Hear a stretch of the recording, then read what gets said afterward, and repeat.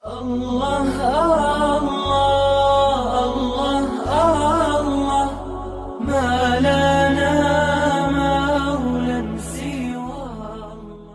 Why? Jawabannya sederhana. Karena kita membandingkan diri kita dengan orang-orang lain, atau nggak usah diri kita deh. Kita membandingkan nasib orang beriman dengan nasib orang yang tidak beriman, sama-sama menggunakan dunia. Padahal Allah tidak banyak berjanji urusan dunia kepada orang beriman. Kalau mau ngebandingin, bandingkanlah orang beriman itu dengan akhirat dan orang yang tidak beriman dengan dunia. Dia dapat apa di dunia, kita dapat apa di akhirat, itu baru imbang perbandingannya. Kalau kita ngebandingin dia dapat apa di dunia, saya dapat apa di dunia, itu perbandingan yang gak matematis menurut Islam, gak logis menurut iman. Baru logis kalau kita ngebandingin, dia orang misalnya riba, terus dia bisa beli aset sekian, saya nggak riba, dapat apa nanti di akhirat, itu baru logis tuh menurut iman. Cuman kalau kita hitung-hitungan, dia kok mengawali usahanya dengan cara riba, saya dengan cara yang lebih syar'i, kok dia dapat sekian aset saya enggak, ini secara hitung-hitungannya aja pertanyaannya udah salah sehingga tidak ada jawaban. Jadi kalau pertanyaannya udah salah, tidak ada jawaban. Makanya yang harus diperjelas dulu pertanyaannya, baru nanti ketemu jawabannya. Saya mau sharing sebuah kisah nih tentang dua orang laki-laki Bani Israel. Satu ahli surga, satu ahli neraka. Yang satu mukmin, yang satu kafir. Yang kedua laki-laki ini juga sempat dikisahkan oleh Allah di dalam surat Al-Kahfi. Nanti teman-teman yang rajin baca Al-Kahfi pada hari Jumat bisa cek tuh. Salah satu kisah di surat Al-Kahfi itu kisah dua laki-laki Bani Israel, yang satu kaya, yang satu miskin, yang satu kafir, yang satu mukmin. Ceritanya dua orang laki-laki Bani Israel ini sama-sama Allah karuniai rezeki sebanyak 4.000 dinar. Sekarang 1 dinar itu kurang lebih sekitar 2,5 juta. Jadi ada 4.000 dinar. Lalu laki-laki kaya, laki-laki kafir, laki-laki yang tidak beriman, membeli sebuah rumah yang sangat bagus di puncak bukit dengan view yang luar biasa dengan harga 1.000 dinar.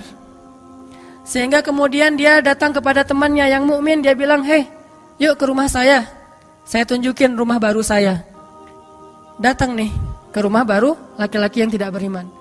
Pas ngelihat dari gerbangnya luar biasa, tamannya luas, ada rusanya, ada kijangnya, ada marmutnya, ada segala macamnya, ada onta, ada kuda, lengkap aja tuh. Ini rumah atau kebun binatang ya? Pokoknya rumahnya keren aja. Terus laki-laki beriman nanya, ini rumah baru? Ya, berapa kamu belinya? 1.000 dinar. Bagus kan? Bagus. Ya udah kamu beli atau 1.000 dinar. Ini rumah kayak gini banyak nih masih dijual. Akhirnya laki-laki mukmin ini pulang, malam harinya dia sholat, kemudian dia berdoa, ya Allah, sahabat saya sudah membeli sebuah rumah yang besar, rumah yang bagus dengan harga 1.000 dinar. Maka besok saya ingin membeli itu di surga dengan cara bersedekah 1.000 dinar. Maka berikanlah untuk saya rumah yang lebih bagus di surgamu ya Allah. Dia sedekah 1.000 dinar. Lalu besoknya ketemu sama temannya yang tidak beriman, nanya, udah beli rumah? Udah. Di mana? Nggak dekat dengan rumah saya, jauh kata dia. Di mana itu? Di surga. Hah? Caranya gimana? Sedekah. Wah, kamu mah orangnya fanatik lah, istilahnya sok soleh lah, apalah segala macam, Pak Haji. Diledekin aja tuh. Diledekin. Taulah yang udah hijrah kan gitu ya, suka ada istilah-istilah ngeledekin. Ya udah hijrah, anak masjid, apa istilah-istilahnya. Diledekin gara-gara dia bersedekah 1.000 dinar.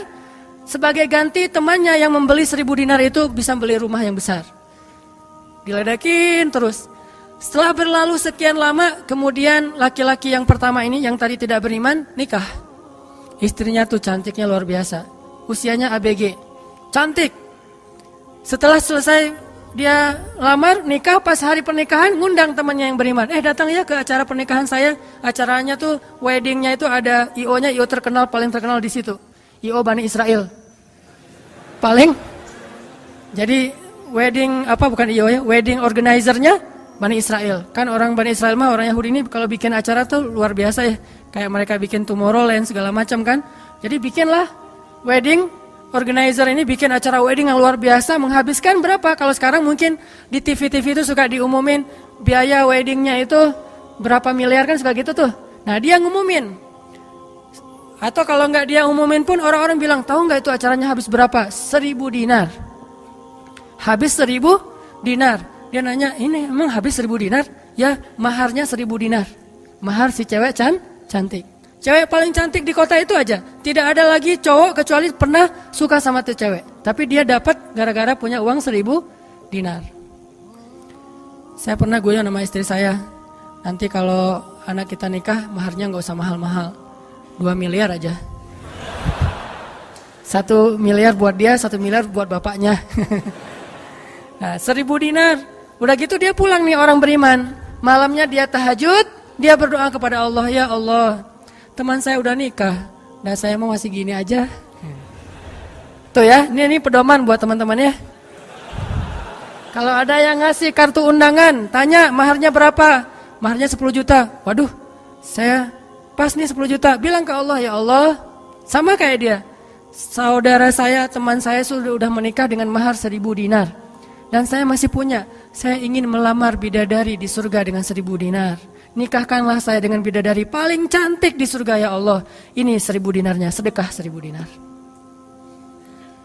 Temannya punya anak, tanya pas lagi reuni SMP gitu ya. Lagi reunian tanya, kok masih sendiri aja? Enggak sendiri, cuma gak dibawa. Itu trik menjawab pertanyaan yang nyelekit tadi. Loh kok kamu sendiri? Nggak ditemenin sama si dia? Lagi nggak enak badan. Nggak dibawa katanya. Loh kok nggak dibawa? Soalnya masih di surga. Udah aja. Oh di surga gimana caranya? Sedekah 1.000 dinar. Wah lo benerannya keterlaluan lo. Habis-habisan dibully. Dibully habis-habisan gara-gara dia nggak melamar cewek dengan 1.000 dinar, malah pakai sedekah untuk melamar bidadari Hurul Ain. Baca surat Ar-Rahman paragraf terakhir tentang Hurul Ain. Fihinna qasiratut tarfi lam yatumithunna insun qablahum wala jan. Gak ada manusia yang kayak gitu. Qasiratut tarf, cewek yang matanya besar tapi sayu. Matanya besar tapi sayu. Kalau mata saya kecil, matanya besar tuh. Orang sekarang kan banyak pengen mata besar, sampai diedit dulu di berapa tuh? Aplikasi teh. Itu. Di Fotoras lah, apalah diedit supaya matanya disobek dikit bagian ininya jadi besar gitu ya. Dikasih eyeshadow, dikasih segala macam supaya matanya besar. Kenapa? Mata besar itu simbol dari kecantikan. Makanya bidadari itu bahasa Arabnya Hurul Ain, yang matanya besar. Lam yatumithunna insun qablahum walajan. Belum pernah disentuh. Disentuh doang loh ya, bukan yang lain. Cuma disentuh aja, belum pernah oleh manusia dan jin. Murni, asli, original. Belum pernah dilihat oleh siapapun, benar-benar tersimpan. Kannahunnal yaqut wal marjan, seolah-olah mereka itu adalah yaqut wal marjan, mutiara yang wangi. Udah mutiara, wangi pula. Yaqut wal marjan. Bukan Yakult yang diminum sehari, itu ya. Yakult beneran. Ditambah lagi nanti di ayat yang lain, fihinna khairatun hisan. Perempuan yang khairat. Khairat itu artinya banyak anak. Subur. Dan di surga itu orang berkeluarga dan beranak pinak. Sehingga seseorang ketika pengen punya anak langsung punya anak, tidak perlu 9 bulan hamil. Dan gak perlu juga sesar. Udah aja lahir. Lahir dengan cara yang Allah ciptakan, sangat indah, tidak perlu ada wahnan ala wahnin, tidak ada kepayahan demi kepayahan, lahir anak. Dan anaknya bisa pesen, request. Ya Allah, saya pengen anak laki-laki, tapi modelnya gini. Nah, bisa.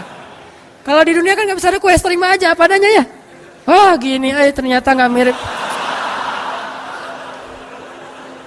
Cuma di dunia, di akhirat mah bisa request segalanya, sesuatu juga bisa request.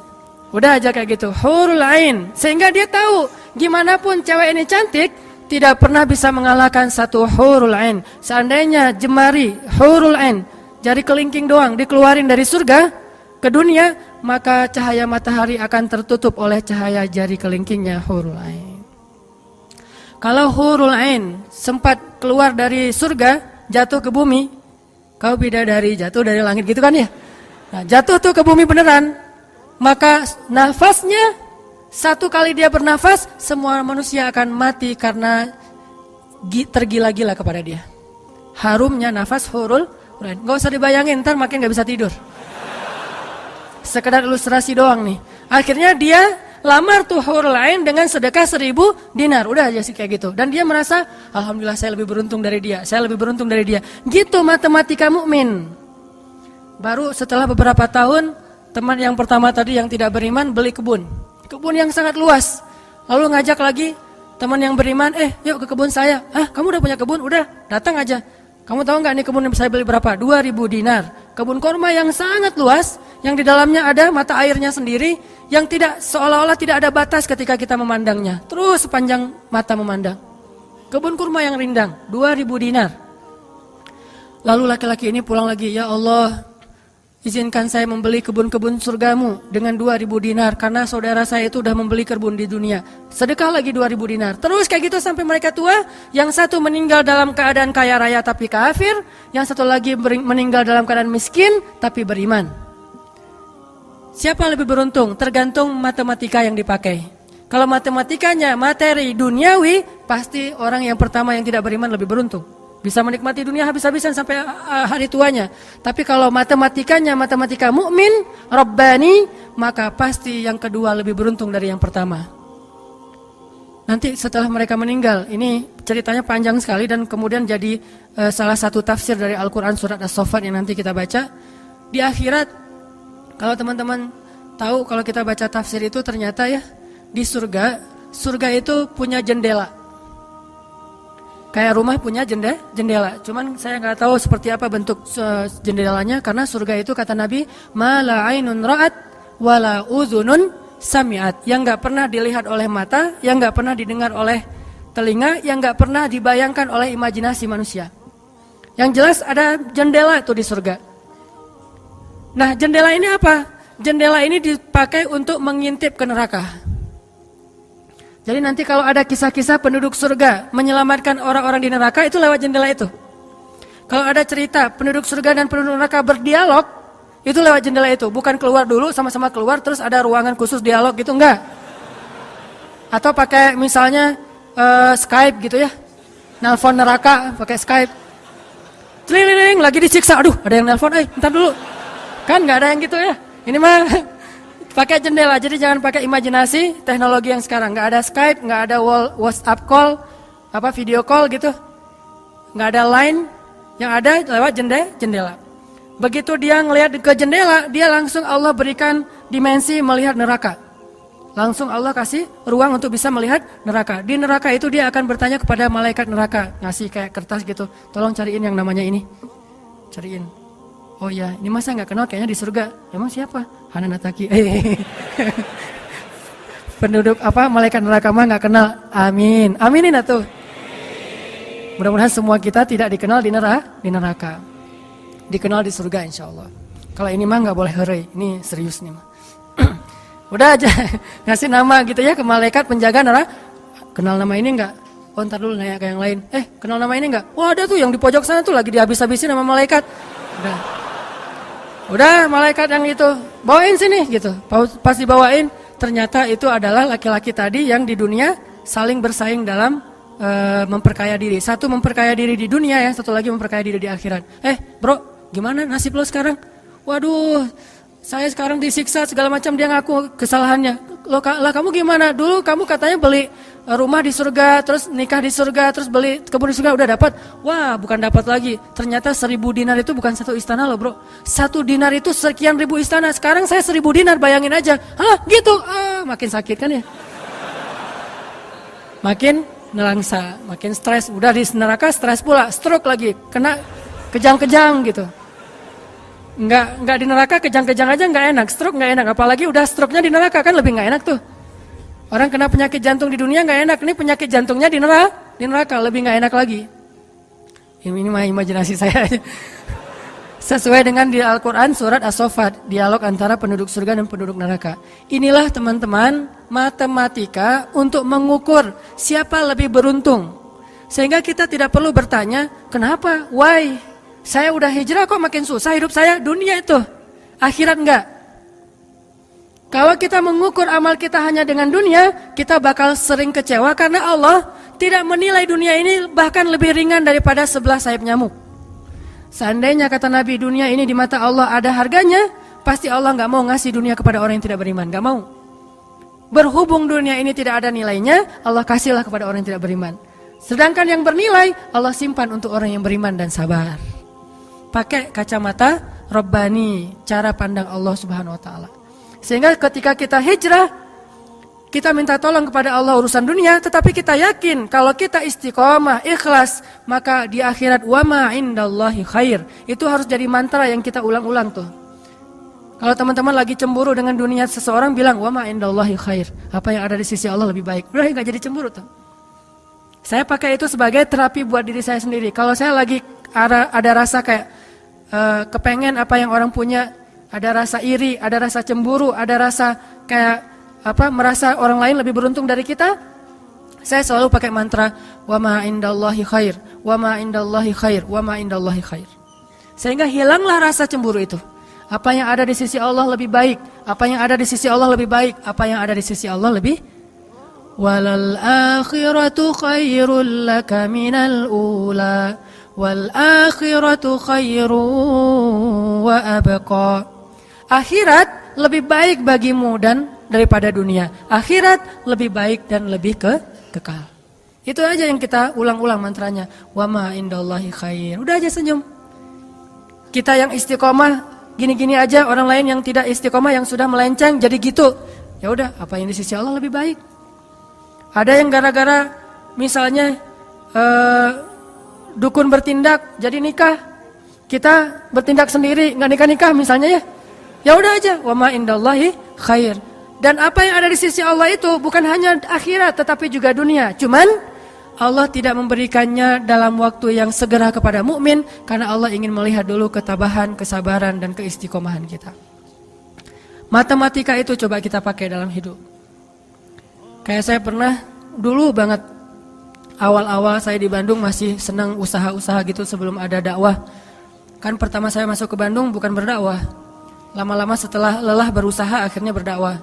Karena nggak mendapatkan kebahagiaan hanya dengan harta. Kan dulu saya pernah usaha bisnis pulsa yang saya pernah cerita. Ada 60 cabang pulsa saya di Bandung. Terus naik lagi bisnis jual beli mobil bekas. Beli, jual. Terus terakhir pernah main properti walaupun nggak sampai punya klaster, sampai punya perumahan. Tapi 1-2 properti beli, jual lagi, perbaiki, jual dan segala macam. Waktu itu saya sempat hampir kegoda sama teman saya yang beli beberapa aset ruko di daerah Antapani. Dulu Antapani nggak seperti sekarang, masih murah-murah tuh rukonya. Dan kan cepat banget tuh perkembangan Antapani ya. Dia beli tuh 1 ruko di Antapani dengan DP, lalu dia cicil. Nah, cicilannya ini dibayar oleh yang kontrak. Kebetulan ruko dia dikontrak oleh Warung Padang. Sehingga dia paling nambah-nambah dikit lah, walaupun yang nggak bisa utuh, tapi dia nambah-nambah dikit. Ini udah azan? Udah? Oh, nanti ceritanya next, insya Allah habis sholat isya. Barakallah. Bismillahirrahmanirrahim. Tadi sampai di mana teman-teman? Oh iya, Antapani ya, sampai Antapani.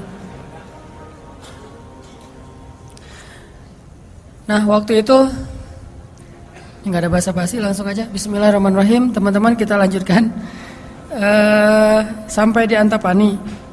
Jadi teman saya tuh ada yang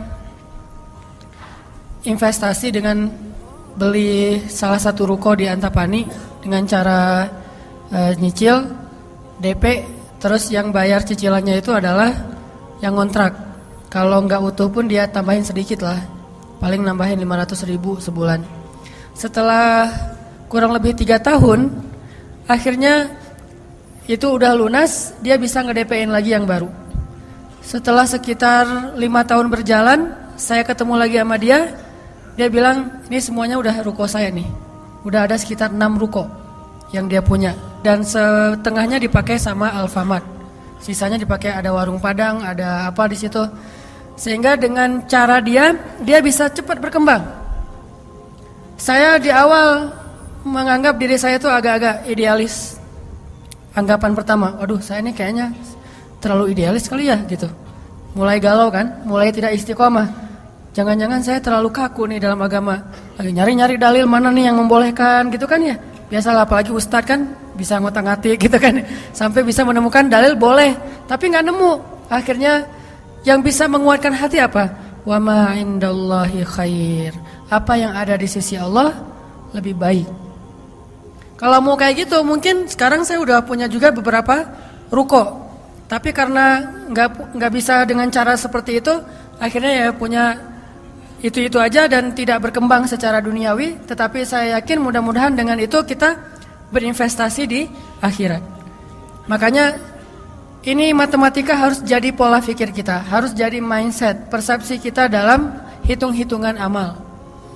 Sehingga ketika kita belajar Islam, mulai bertaubat, mulai berhijrah, lalu Allah Subhanahu wa taala seolah-olah lebih memanjakan orang lain yang belum berhijrah, yang belum bertaubat daripada kita dengan dunia. Katakan wa ma indallahi khair. Apa yang ada di sisi Allah lebih baik. Katakan bahwa wal akhiratu khairun wa abqa. Akhirat lebih baik dan lebih kekal. Katakan walal akhiratu khairul laka minal ula. Dan akhirat itu lebih baik bagimu daripada dunia. Ini yang memotivasi kita untuk bisa istiqomah, sehingga kita tidak ngerasa dicurangin sama Allah Subhanahu wa taala. Karena Allah melihat balasan akhirat itu lebih baik daripada ngebalas di dunia. Sehingga Allah kalau sayang kepada seorang hamba, Allah menyediakan akhirat lebih besar daripada dunia untuk dia. Seandainya dunia itu adalah bentuk kasih sayang Allah, maka Allah sudah memberikan kekayaan dunia kepada semua nabi yang Allah cintai. Tapi nabi yang kaya itu sedikit. Rata-rata nabi itu susah hidupnya, apalagi setelah menjadi nabi. Nabi Muhammad sebelum jadi nabi hidupnya luar biasa kan? 40 tahun pertama, terutama 15 tahun pertama setelah menikah dengan Khadijah, gimana kehidupan Nabi Muhammad? Segalanya ada. Khadijah itu orang yang paling kaya, perempuan paling kaya di Mekah, menikah dengan Nabi Muhammad yang pintar dalam berdagang. Gak pernah Nabi rugi dalam berdagang. Jujur tapi untung. Sehingga selama 15 tahun Nabi mau traveling kemana aja bisa. Traveling ke Syam bisa. Traveling ke Yaman bisa. Syam dan Yaman itu jarak yang cukup jauh. Mau ngapain aja bisa. Punya ternak yang sangat banyak, punya kebun kurma yang luas sekali dan segala macam. Rumahnya rumah terbaik di kota Mekah. Hidup selama 15 tahun dalam kenikmatan. Begitu jadi nabi, langsung kayak terjun payung, cepat sekali. Sampai akhirnya Khadijah wafat ketika Nabi masih di Mekah dalam keadaan hampir tidak punya warisan apa-apa. Jadi kurang dari 13 tahun jatuh miskin, fakir. Sampai ketika hijrah ke Madinah, Aisyah curhat. Apa kata Aisyah? Di rumah Rasulullah itu lebih dari 1 bulan tidak ada asap di dapur. Dalam keadaan tidak pernah masak selama berbulan-bulan. Soalnya kalau kita mah beli warung Padang, jadi gak perlu masak ya. Kenapa itu rumah gak pernah masak? Yalah, soalnya dia punya warung, jadi masaknya di warung, tinggal dibawa aja ke rumah. Nabi benar-benar gak pernah masak tuh. Coba bayangin, pernah gak Nabi bilang gini ke Allah, Allah, lah saya kan kerjanya sama Allah, kok malah jadi kayak gini, hidup saya jadi susah gini. Enggak pernah Allah, Nabi mengatakan demikian. Kenapa? Karena Nabi tahu logikanya. Nabi benar dalam menggunakan logika hitung-hitungannya. Nabi tahu matematikanya, sehingga Nabi nggak pernah mengeluh ke Allah, kok saya sejak jadi Nabi jadi susah Allah. Katanya saya kekasih Allah, kok saya diperlakukan kayak gini? Nggak pernah Nabi ngomong kayak gitu. Kalau Nabi aja kekasih Allah, malah jadi susah gara-gara jadi kekasih Allah secara duniawi, tidak pernah mengeluh. Terus siapa kita mau mengeluh dan menuduh Allah dengan tuduhan-tuduhan yang tidak benar? Apakah kita merasa bahwa setelah kita berhijrah, Allah harus memberikan kepada kita dunia yang di mata Allah tidak ada nilainya? Berarti kita meminta kepada Allah sesuatu yang tidak baik dan membuang sesuatu yang baik. Itulah yang dulu pernah dinasihatkan oleh Musa kepada Bani Israel di dalam surat Al-Baqarah. Coba teman-teman lihat di surat Al-Baqarah itu ayat 61.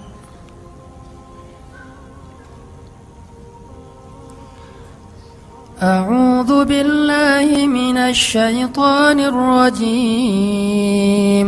Wa idh qultum ya Musa lan nasbir ala ta'amin wahid fad'u lana rabbaka yukhrij lana mimma tunbitul ardh min baqliha wa وقثائها وفومها وعدسها وبصلها. Apa yang terjadi?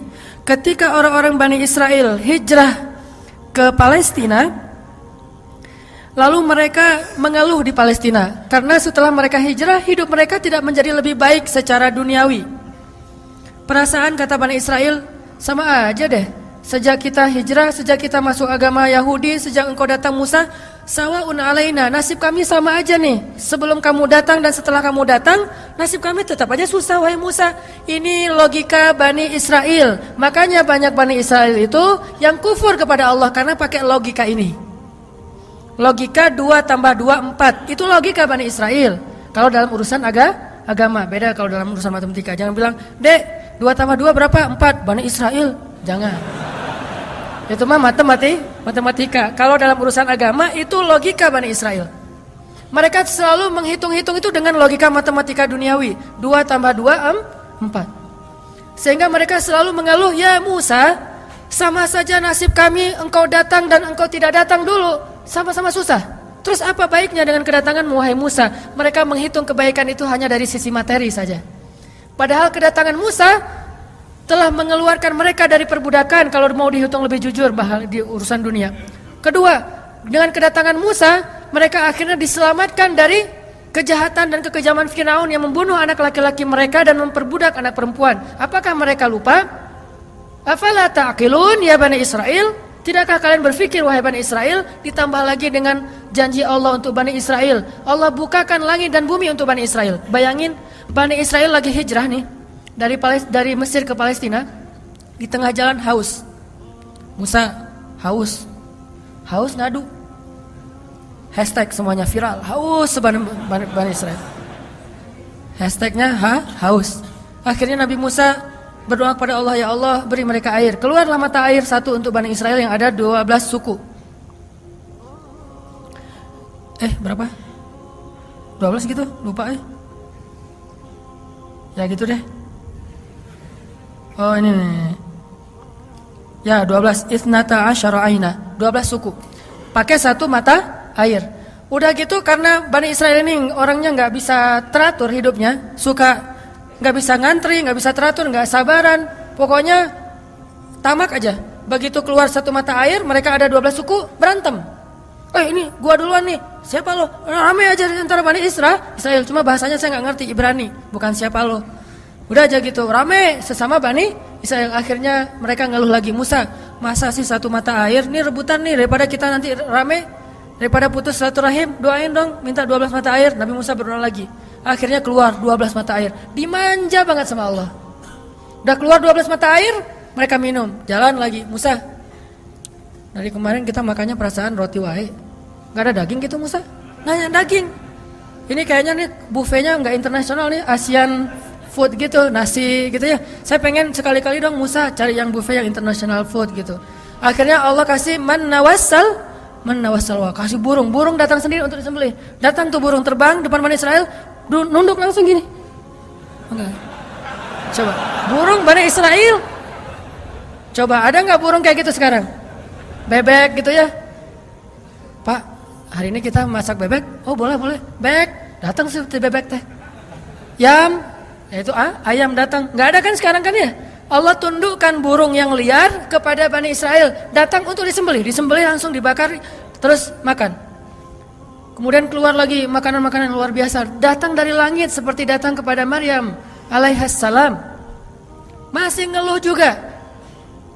Terus jalan lagi. Musa, haredang cenah. Panas.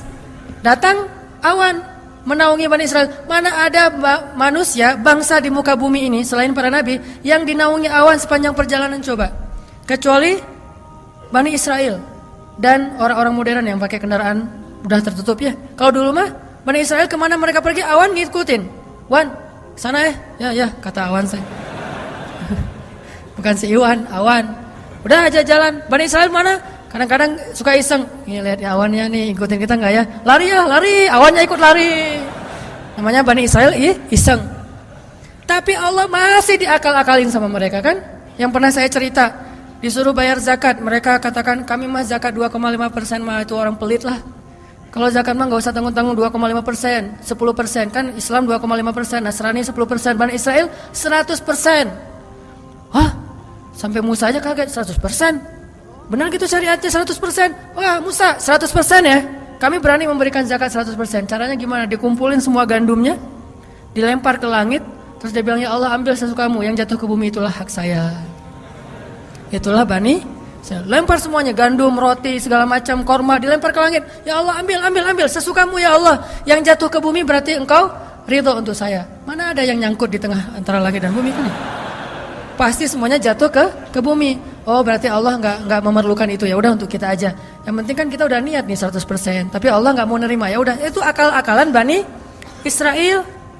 Makanya mereka ngeluh, ya Musa di Palestina itu tidak ada sayur mayur. Kami kangen makanan-makanan di Mesir. Kalau teman-teman tahu Mesir itu sebetulnya nggak tandus-tandus amat. Mesir itu ada bagian yang salju. Jadi kalau mau ngerasain Eropa bisa ke bagian itu. Ada yang bagian yang benar-benar padang pasir, ada yang bagian yang subur luar biasa. Nah, sampai mereka kangen dengan sayur-sayuran Mesir. Kangen dengan bayam kalau di kita mah, kangen dengan singkong, kangen dengan jengkol. Ya, pernah kangen jengkol? Karena nggak pernah keluar Bandung. Kalau keluar Bandung pasti kangen jengkol. Misalnya umroh gitu ya. Ada restoran Indonesia, Mang ada jengkol? Di Mekah. Kalau tanya orang Arab, jengkol. Bahasa Arabnya tidak ada jengkol. Soalnya bahasa Arabnya tidak ada jengkol. Mahada kata orang Arab, jengkol yang aroma raihah. Intinya orang Bani Israel kangen dengan makanan Mesir. Terus apa kata Nabi Musa? Qala atastabdiluna alladhi huwa adna billadhi huwa khair. Apakah kalian meminta untuk menukar sesuatu yang buruk dengan sesuatu yang lebih baik? Maksudnya apa? Kenapa kalian ingin dibayar oleh Allah dengan dunia ketika kalian beriman? Kalau Bani Israel itu kalau beriman hitung-hitungan banget. Habis beriman harus rezekinya berlimpah. Habis beriman harus terbebas dari segala masalah. Habis beriman harus dimanjain banget dunianya. Itu pola fikir Bani Israel. Sedangkan para nabi dan orang-orang yang beriman gak kayak gitu cara berfikirnya. Setelah beriman Allah uji, maka mereka mengatakan ini untuk melihat apakah saya jujur dalam iman atau munafik. Seperti kata Bilal. Ketika Bilal beriman dengan qadarullah, dia ketahuan imannya oleh tuannya Umayyah bin Khalaf. Lalu disiksa oleh Umayyah bin Khalaf. Setelah disiksa berhari-hari, Umayyah ngomong gini, Bilal, mana Tuhan kamu? Coba lihat tuh, kamu disiksa-siksa, Tuhan kamu gak pernah ngebelain kamu, Muhammad juga gak pernah ngebelain kamu. Jadi kamu tuh sebetulnya kasihan, tinggal sendiri, gak pernah dibelain oleh siapa-siapa. Kalau gak saya nyelamatin kamu, kamu akan celaka, wahai Bilal. Apa kata Bilal? Ya Umayyah, udah gak bilang lagi Tuhan, dia mah udah beriman, gak ngomong lagi Tuhan, gak ngomong lagi gitu. Kalau saya diuji atau disiksa karena keimanan saya, itu berarti Allah ingin melihat kesabaran saya. Maka kalian akan melihat sabar saya lebih kuat daripada sabarnya orang Arab. Karena orang Arab Mekah itu terkenal dengan keteguhan dan kesabarannya. Saya akan lebih sabar daripada laki-laki Arab dan akan lebih kuat daripada gunung Uhud. Bilal tahu itu. Jadi bukan, ya juga ya Umayyah, ya udah deh balik lagi aja kayak dulu. Enggak, Bilal mah enggak ngomong kayak gitu. Kan orang suka pundung gitu ya. Pundung fisabilillah. Baru hijrah, Allah kasih ujian pundung. Aduh, sama aja udah hijrah nggak hijrah tetap aja nggak bisa dapat jodoh. Gitu kan? Akhirnya udahlah sekalian kayak dulu aja.